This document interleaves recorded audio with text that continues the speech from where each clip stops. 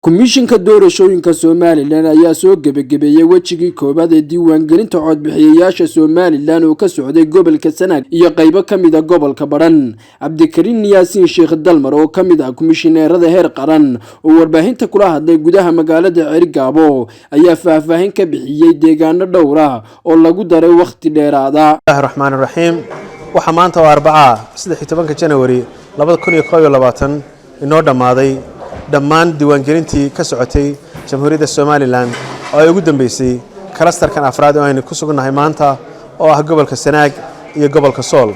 Waxaanu ku suganahay magaalada madaxda gobolka Sanaag ee degmada Cerigabo halkaas oo laga maamulayay degmooyinka Cerigabo, Badhan iyo degmada Dhahar oo run ahaantii isku soo dhamaaday kuna bilowday si nabadgelyo ah. Waxaan u mahadnaqayaa dhammaan ciidii ka qayb qaadatay suuragelinta hawshaas iyada waxaan mahad Ilaahay u celinayaa sidii uu Ilaahay nabadgelyo noogu dhameeyay kadib markii uu gabagaboobay hawlgalkaasi waxa noo muuqatay in meelaha qaar kood uu jiray culays kalifaya in loo kordhiyo muddada ay sii socon doonto waxaanuna muddo 3 casho ku daray goobo dhan 36 oo kamid ah gobolka Sanaag dhamaantii oo u badan degmada Cerigabo 6 goobood waa gudaha magaalada Cerigabo inta kalena waa banaanka waxaana kamid ah degmada goobta Godmo Biyo Cas, Raqas, Laasasurad, Xaad, Yube, Fiqifuliye, Awrbogays,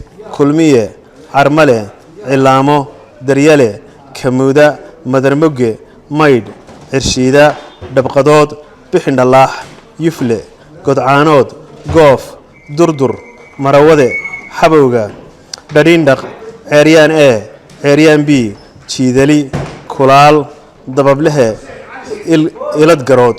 Intaasi waa banaanka magaalada Cerigabo. Magaalada Cerigabo gudaheeda waxa la kordhiyay 6 goobood oo kala ah Lafoole B, Xaafad Soomaal, Dayacan, Tuulo Dacar, Birdaha iyo Kulmiye B. Dhammaantood goobaha waxa lagu daray 3 casho oo ka bilaabmaya Beritoba. 4 casho way socotay 3 casho oo ku sii xidhanna waa sii dhamaanaysa 7 casho oo israaca ay 36 goobood qaadanayaan.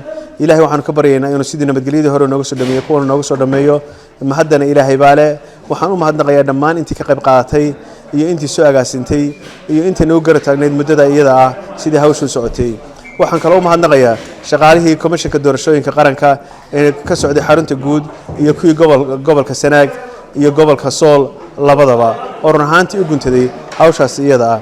ilaahayna waa nala garab qabtay wabillahi tawfiiq. Warsamakaaf Cabdirashiid Aadan, Goobjoog TV, Cerigabo.